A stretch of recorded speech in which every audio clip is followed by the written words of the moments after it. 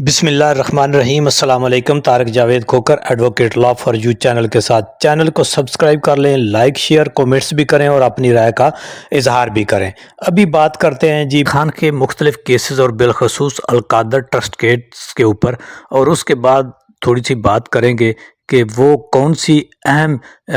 जो है international level पर डेवलपमेंट्स हैं जो पाकिस्तान के मौजूदा जो दाखिली हालात हैं उनके ऊपर असरअंदाज होने जा रही हैं, जिनके ऊपर मीडिया के ऊपर भी बड़ा शोर है। और फिर जो है जो बयानिया है पीटीआई का और इमरान खान का, वो आवाम के अंदर कितना मकबूल है, और फिर उसके ख़िलाफ़ जो पेड सहाफ़ी और पेड मीडिया है जिसको सरकार के पैसे से और आपके और मेरे टैक्सेस के पैसे से देकर जो बयानिया बनाया जा रहा है, वो मुख्तलिफ प्रोपोगंडाज क्या हैं जो हमेशा से इस मुल्क और कौम के ख़िलाफ़ इस्तेमाल किए जाते रहे हैं। तो सबसे पहले बात करते हैं इमरान खान के मुख्तलिफ केसेस के बारे में। जैसा कि आप जानते हैं कि पिछले एक ख़ास अरसा से जब से ये बैरूनी हुक्मनामे के तहत रिजीम चेंज किया गया, अंदरूनी और बैरूनी साजिश और एक दूसरे के साथ मेल मिलाप करके साजिशी तौर पर जो है मुल्क की आवाम की मुंतखब हुकूमत को, इमरान खान की हुकूमत को गैर आइनी गैर कानूनी तरीके से जो है वो गिराया गया। आधी रात को अदालतों ने भी अपने दरवाज़े खोले, सहूरतकारी और अपना कंधा जो है वो दिया, और जो बाकी तमाम इदारे थे वो भी एक मुंतखब आवाम की पार्लियामेंट के बाहर और अंदर तक घुस गए और अपनी बिख्तर बंद गाड़ियां लेकर आ गए। पाकिस्तान की मुंतखब पार्लियामेंट के स्पीकर को बिल आखिर जो है वो असद कैसर को सरेंडर करना पड़ा। बाज़ार वो उस वक़्त खौफजदा हो गए और यूं एक जो हुकूमत है वो चलती कर दी गई। तो ये एक बहुत ही, आप ये सुने कि ये आधी रात का ये ऑपरेशन था इस मुल्क, अवाम और आइन के ख़िलाफ़। तो इस सारे कुछ के चलते हुए उसके बाद फिर जुल्म का बाज़ार जो गर्म हुआ, जहाँ तक के बात जो है वो मियाँ बीवी के बिस्तरों तक जा पहुँची, और फिर औरतों बच्चों को अगवा करना, उठाना, नंगा करना, तशद्दुद करना, जायदादें प्रॉपर्टीज़ गिराना, अपनी लाइटें बंद करके, आवाम की बिजली बंद करके, सांस बंद करके निहत्ते शहरियों पर गोली चलाने से भी गुरेज नहीं किया। तो ये बहुत ही अनफॉर्चुनेट है और इसकी जितनी मजम्मत की जाए कम है, क्योंकि सरकार की गोली से किसी भी मजलूम नाहक निहत्ते पुरअमन शहरी का कत्ल जो है, ये किसी भी जो रियासत है उसका ये डिज़ास्टर है। वो मरने वाला एक हो, गोली एक चले या हज़ार चले। जो उसी के सिलसिले में जिस तरह 20 केसेस बनाए गए इमरान खान के ऊपर, जबकि इमरान खान जो है वो गैर कानूनी तरीके से बूंदे अंदाज से इस्लामाबाद कचहरी से गिरफ़्तार किया गया, और उसको गिरफ़्तार रख के उसके जेल में हवालात में होते हुए उसके ऊपर सैकड़ों किस्म के केसेस बनाए गए। 9 मई को बहाना बनाया गया, हालांकि वज़ीराबाद में जब इमरान खान के ऊपर गोलियां बरसाई गई तब तो 9 मई हुआ भी नहीं था। तो इसका मतलब है कि उससे पहले ही इमरान खान को एलिमिनेट करने का प्रोग्राम जो है वो निजामुद्दीन ने बना लिया हुआ था, और कहीं ना कहीं उसकी प्लानिंग हो चुकी हुई थी। ये तो जब कभी ये एक आज से कुछ अरसा बाद कोई फिर आएगा और फिर वो काजी की तरह, जैसे भुट्टो को जो है वो कहा गया कि जी वो जुडिशल कत्ल था, मर्डर था, इसी तरह पीटीआई और इमरान खान के साथ जो कुछ हो रहा है इसको भी आकर कोई अनडू करेगा। तो इसके चलते 190 मिलियन जो पाउंड केस था वो एक ऐसा केस है जिसके ऊपर ऑन ग्राउंड ज़मीन भी मौजूद है, जिसके ऊपर यूनिवर्सिटी भी बनी हुई है, और उसका कोई एक पैसा जो है वो भी इमरान खान और पीटीआई ने ज़ाती तौर पर इस्तेमाल नहीं किया। एक उन्होंने वो ज़मीन अतिया की और उसके ऊपर जो है आज भी स्टूडेंट जो हैं वो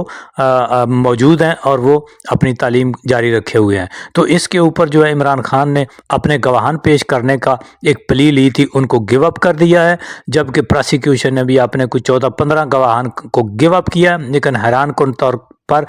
पीटीआई और इमरान खान लीगल टीम है انہوں نے وہ جو منحرف گواہان ہیں جن کو گیو اپ کیا گیا ان کے اوپر بھی اپنا کراس کا موقف وہ بھی پریس نہیں کیا، اس کو بھی انہوں نے چھوڑ دیا ہے، اور اپنے بھی گواہان پیش کرنا جو ہے وہ بھی منصوبہ ختم کر دیا، کیونکہ اب پوچھا جائے گا کہ اس میں کیوں کیا ہے پی ٹی آئی نے، کیونکہ یہ کیس جو ہے وہ اوپر ہائی کورٹس نے بالکل اس کو تہس نہس کر دیا ہوا ہے، اس کے بیانیے کو انہوں نے بالکل ریجیکٹ کر دیا ہوا ہے، اور اب نئی، کیونکہ انہوں نے کہا کوئی نئی ایویڈنس ہو تو اس موجودہ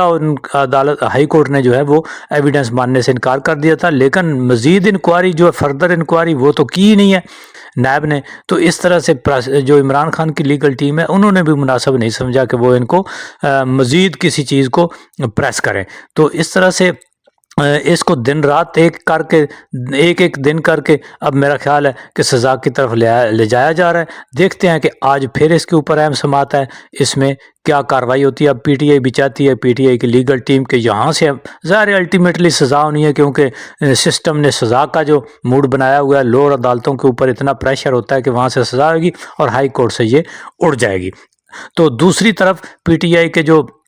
ورکرز تھے ان کو بیچوں بیچ یہ بتاتے چلیں کہ جی رہا کیا جاتا ہے، لیکن جو سپرا صاحب ہیں عدالت اسلام آباد اسپیشل کورٹ کے، ان کو پھر باہر آنا پڑا اور اب پولیس کو وارننگ دینی پڑی پولیس وینز کے پاس آ کر کہ اب میں نے جن ملزمان کو چھوڑا اگر کسی نے گرفتار کیا تو پھر اس کے نتائج بھگتنے ہوں گے، تب جا کر وہ ریلیز ہوئے۔ تو پی ٹی آئی کے وکلا ٹیم بھی وہاں پر موجود تھی، جس میں پہلے بھی ان کی ضمانتیں ہوئی پی ٹی آئی کے لوگوں کی اور ان کو گرفتار کر لیا گیا، تو یہ بہت ہی انفارچونیٹ ہے۔ اب دوسری طرف بیرونی دباؤ کو دیکھا جائے تو وہ بہت بڑھ گیا ہے۔ پی ٹی آئی جو ہے اس کا بیانیہ جو ہے، یعنی عوام کا، پاکستان کے عوام کا بیانیہ جو ہے وہ پہلی بار ہے کہ امریکہ اور باقی دنیا کے ممالک بھی ان کو ریکگنائز کر رہے ہیں۔ اب ایک پراپوگنڈا کیا جا رہا ہے، جو پیڈ صحافی جو سرکار نے اپنا پیسہ لٹایا ہے بیرون ملک اور اندرون ملک اپنے بیانیے بنانے کے لیے، اس کو عوام نے جو ہے رد کر دیا ہے، اور اس کو بیرونی جو طاقتیں ہیں انہوں نے بھی رد کر دیا ہے، کیونکہ یہ تو سپر پاور اللہ تعالیٰ کی ذات ہے۔ لیکن جہاں دنیا کے اوپر جو امریکہ کی اب آج کل سپر پاور ہے، اس میں نئی آنے والی حکومت نے ان کے وزراء جو اب بھی کچھ دنوں بعد وہ اپنے چارج سنبھالیں گے، انہوں نے پہلے حکومت کے بیانیے کو اور جو ہے وہ رد کر دیا ہے، اور وہ عوام کے بیانیے کے ساتھ کھڑے ہوں گے، اور جو حکومت ہے وہ اپنا پیسہ لٹا کے بیانیے بناتی ہے، عوام اس کو دبردوز کر دیتے ہیں۔ اور پی ٹی آئی کا عمران خان کا مطالبہ اکثریتی جو ہے وہ ایک سائڈ پہ ہے، یہ آئین، قانون، انسانی حقوق، عدلیہ کی آزادی اور جو سیاسی قیدی ہیں ان کی آزادی کے ساتھ کھڑے ہوئے ہیں، اور اسی بیانیے کو نئی آنے والی حکومت جو ہے جو امریکہ کی ہے اس نے ریکگنائز کر لیا ہے، اور انہوں نے اس حد تک پریشر ڈالا ہے کہ اب یہ جو پیڈ صحافی اور میڈیا ہیں وہ اپنے ٹویٹیں ڈیلیٹ کر رہے ہیں۔ اب ان کے پاس کوئی بیانیہ رہ نہیں گیا، کیونکہ دیکھیں نا جی، ایک جو شخص وزیر اعظم بنا دیا گیا ہے، اگر اس کے اوپر ڈگی میں بیٹھ جانے کے کہیں جانے والی جو ایلیگیشنز ہیں ان کا دفاع کرنے کے لیے ان کے پاس کوئی چیز نہیں ہے، تو وہ پھر کسی دوسرے کو جو ہے عمران خان اسٹیبلشمنٹ کے ساتھ مذاکرات کی بات کیوں کرتے ہیں جی، وہ اسٹیبلشمنٹ کے نیچے لگ گئے ہوئے ہیں، یہ بھی بیانیہ بنایا جاتا ہے۔ ابھی ڈگی میں بیٹھ کے جانے والوں کا کون سا بیانیہ ہے اس موضوع کے اوپر؟ پھر دیکھیں جی، معاشی طور پر یہ کہتے ہیں کہ جی پی ٹی آئی نے، عمران خان نے ملک کو نقصان پہنچایا۔ بھئی آپ نے جو حالت کی ہے پچھلے 50 سال میں، آپ کے پاس یہ بھی بیانیہ ختم ہے۔ پھر آپ کہتے ہیں کہ جی بیرونی طور پر اس نے سائفر کی، تو آپ نے کہا تھا کہ جی اس نے بیرونی طور پہ پاکستان کو بڑا نقصان پہنچایا۔ بھئی آپ ٹویٹیں کر کے جو نقصان پہنچا رہے ہیں، اس کا مطلب ہے کہ ان کا تمام بیانیہ عوام نے مسترد کر دیا ہوا ہے۔ اگر آج بھی ایک سروے کرایا جائے، کوئی بھی سروے کرا دیا جائے پاکستان میں، تو میرا خیال ہے کہ یہ جو 50 سال سے 3 بار حکومتیں لینے والے ہیں، ان کے مقابلے میں اگر آج جو ہے وہ عمران خان، اور اس کو عمران خان کو بھی چھوڑیں، وہ تو پہلے الیکشن میں ہی پتہ چل گیا، آپ ٹرمپ کو ہی اگر رکھ لیں کسی سروے میں اور دوسری طرف ان 50 سالہ والوں رکھ لیں، تو میرا خیال ہے پاکستان میں آج بھی وہ زیادہ مقبول ہے، کیونکہ وہ اس نے عوام کے جو پاکستانی عوام کا مطالبہ ہے، جو عمران خان اور پی ٹی آئی کا مطالبہ ہے، اس کو جو ہے وہ بھی اس کے ساتھ کھڑے ہوں گے۔ پہلے ہمیشہ یہ ہوتا تھا کہ پاکستان ان کے ہر بیانیے کے ساتھ کھڑا ہوتا تھا، اب پہلی بار ہے کہ وہ پاکستان کے عوام کے بیانیے اور پاکستان کے اکثریتی عوام